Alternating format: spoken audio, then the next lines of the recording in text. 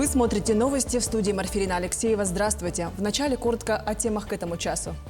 В Горном районе ввели режим чрезвычайной ситуации из-за лесного пожара. Расскажем о пожароопасной обстановке в районе и республике в целом.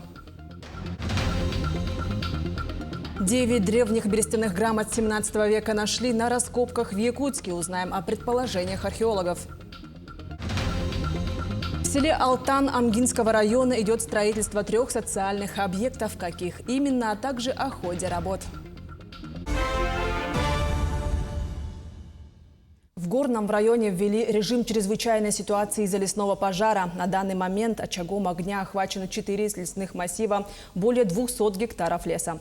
Всего с начала пожароопасного сезона зарегистрировано 19 лесных пожаров, из которых 15 ликвидированы. На сегодняшний день в тушении задействованы 55 человек, 9 единиц техники горного лесничества, авиалесоохраны и жителей близлежащих населенных пунктов.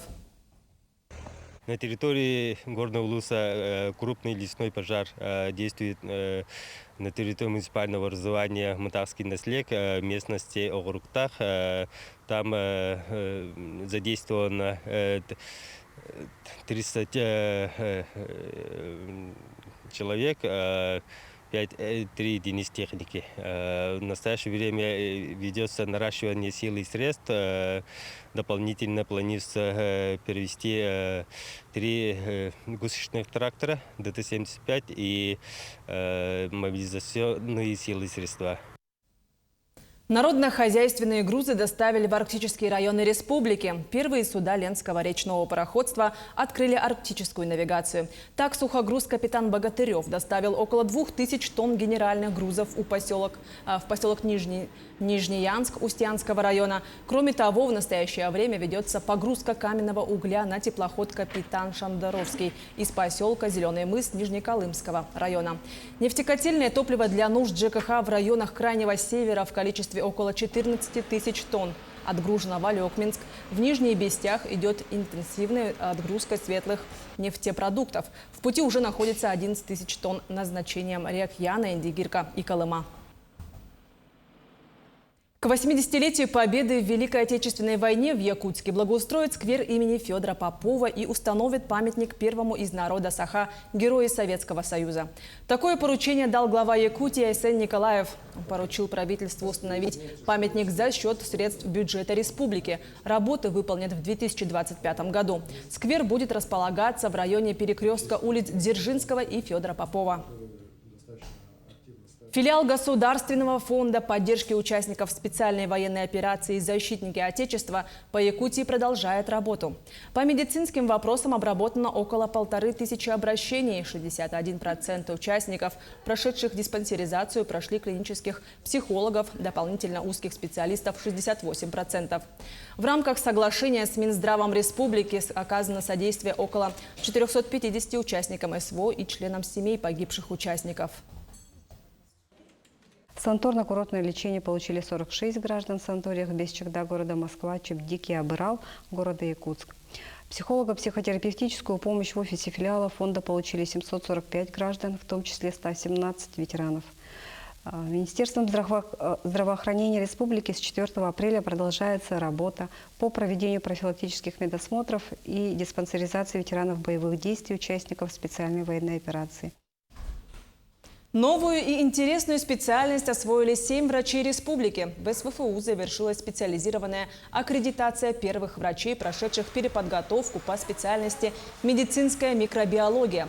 Ожидается, что до 2027 года все специалисты, работающие в лабораториях и желающие остаться в профессии, должны стать медицинскими микробиологами.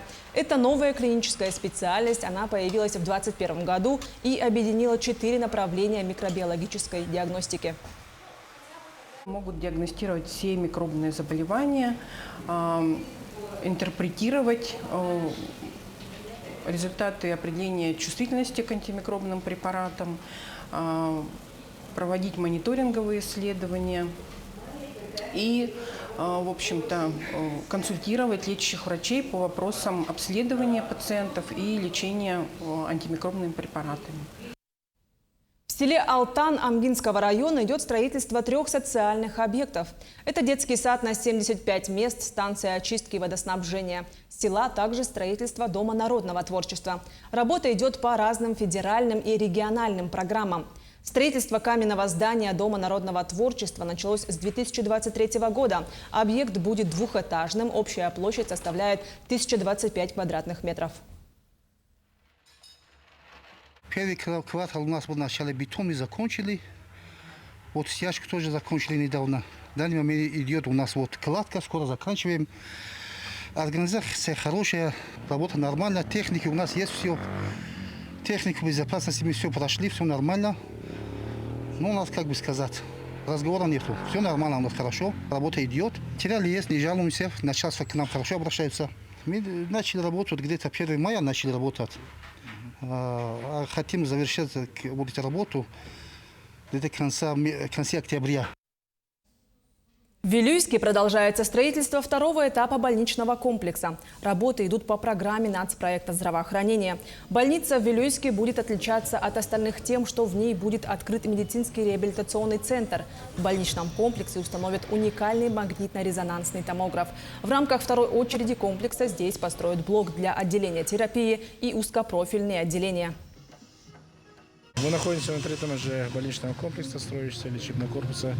Здесь будет размещаться уже лечебный корпус по первично-сосудистому отделению. Здесь находится и реабилитационное отделение.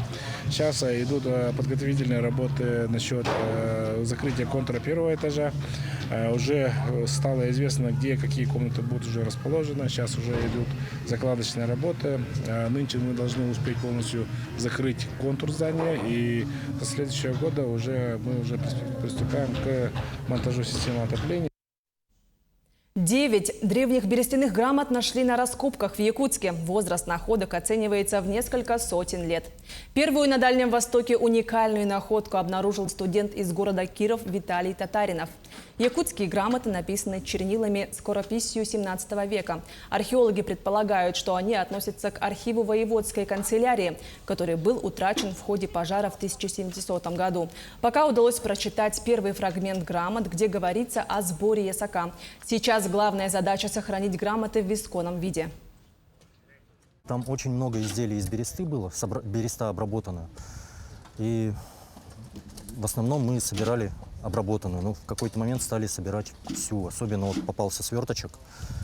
Разворачивать его я не стал. Сказал, наверное, грамоту берестяную нашли. Она нет, ну какая грамота, здесь такого быть не может. Говорю, ну на бересте расписали, значит, наверное, может.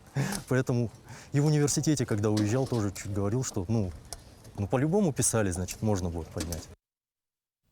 С начала СВО в Нюрбинском районе проводятся обряды алгыс для участников спецоперации и их семей. Обряды способствуют обретению душевного спокойствия. Алгыс – это традиционный обряд народа Саха, обращение к верхним божествам. Народный целитель алгысчит Алиса Иннокентьева старается помочь своим землякам-военнослужащим и их семьям. Вместе с другими неравнодушными земляками и психологами района Алиса Иннокентьева оказывает моральную поддержку семьям военнослужащих. С начала специальной военной операции вот ежемесячно, от времени к времени, когда это мы посчитаем нужным, она проводит алгыс для участников и семей наших военнослужащих. В середине следующего месяца группа из нашего района во главе тоже главы Алексея Михайловича Иннокентьева готовится поехать на очередную командировку в зоне ЦВО. И сейчас уже начинаем все мероприятия по подготовке этой поездки. 1 мая стартовал прием заявлений для участников во 2-м конкурсе «Дальний Восток. Земля приключений». Любой желающий может снять видеоролик длительностью до 8 минут о своем путешествии по дальневосточным регионам и отправить его в срок до 30 декабря этого года. Конкурс проводится по 3 номинациям. Пешее путешествие, где участники могут преодолевать маршрут пешком или на велосипедах. Водное путешествие, где туристы могут сплавляться или же заниматься подводным плаванием. И 3-я номинация – это зимнее путешествие. Итоги подведут в феврале следующего года. Одно из самых, можно сказать, критериев отбора этого конкурса, если турист проходит по данным маршрутам, он должен зарегистрироваться в территориальных органах МЧС. То есть обязательно подать заявку и зарегистрироваться на сайте МЧС, просто подать заявку, что вы проходите в определенный момент на данном маршруте и уже отправляться в данный маршрут. Также один из критериев в кадре, именно видеороликов, да, не должна использоваться любая моторная техника. В минувшие выходные в Алекминске прошел второй открытый фестиваль рыболовов. По-настоящему активный отдых в этом году собрал более 40 человек. В прошлом году желающих участвовать было только 17. О том, кому в этом году улыбнулась удача и как все проходило, смотрите в нашем следующем сюжете. Издалека видны участники второго фестиваля любителей рыбалки. Более 40 человек с семьями, с друзьями приехали на берег Лены попытать удачу. Среди них не только мужчины, женщины оказались не менее азартными. Как часто рыбачите? Ой, каждые выходные. То есть это вот не разовый выход у вас? Нет. Обожаем рыбалку. Большой у вас опыт рыбалки? Ну, достаточно. Давно начали? Лет 7. С чего все началось? Да вон, с мужем вместе рыбачить. Ездили на удочку сначала, прям на спиннинг. Это увлекательно? Да, очень. Лучшие семейные традиции поддерживают ребятишки. Несмотря на палящее солнце и легкий в этот день дымок, они с удовольствием помогают родителям. Я люблю спиннингом рыбачить. Я не предпочитаю удочку или другие виды рыбачить, как рыбачить, можно ловить рыбу. А вот спиннинг мне нравится тем, что это активность. Надо постоянно двигаться, а не сидеть и поджидать, пока рыба сама придет. И, как бы бороться с ней, чтобы ее поймать. Настоящий рыбак – это не только поймать рыбу, почистить и приготовить – не менее серьезное занятие. У нас получается просто рыбацкий табор, как все проходит на самом деле на рыбалке. От самого начала до конца приготовления ухи. Рыбацкой ухи, не рыбного супа, а рыбацкой настоящей ухи. В этот раз кубок «Лучший рыбак» увез Николай Несмелов. Высоко поднимаем кубок. Кроме призов по номинациям и памятных, участники увезли домой хорошее настроение. Хорошее мероприятие, отличное. Все нравится. Почаще, побольше надо, поорганизованней. Вообще классно. Время провели. И, возможно, это гораздо важнее. Елена Фаст, Алекминск. Наши корреспонденты следят за развитием событий. Оставайтесь с нами.